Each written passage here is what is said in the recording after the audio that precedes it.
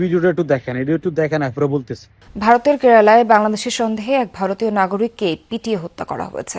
চোর সন্দেহে আটক করা হয় রামনারায়ণ নামের দলিত সম্প্রদায়ের ওই যুবককে। এ সময় তার বাংলাদেশের নাগরিকত্ব নিয়ে গুজব ছড়ানো হয়, যার জেরে পিটিয়ে হত্যা করে উচ্ছৃঙ্খল জনতা। এ ঘটনায় 5 জনকে গ্রেফতার করা হয়েছে। বেধড়ক পিটিয়ে প্রায় আধমরা করার পর মাটিতে বসিয়ে রাখা হয়েছে অসহায় এই যুবককে। বারবার জিজ্ঞেস করা হচ্ছে সে বাংলাদেশি কিনা।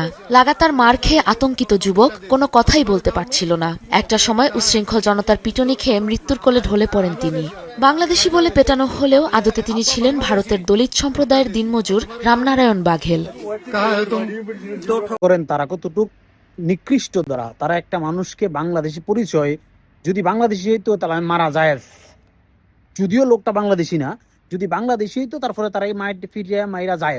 তারা কত রকম নিকৃষ্ট তারাদের আমরা দেখছি না। তারা বাংলাদেশে কোন ইন্ডিয়ান কোন মুসলিমদেরকে ধরে ধরে জোর করে জয় শ্রীরাম বলাইতে, পৃথিবীর কোথাও কি কোনো মুসলমানরা কোনো অন্য বিধর্মী লোককে জোর কইরা আল্লাহু আকবার বলানোর চেষ্টা করছে? কোথাও নাই।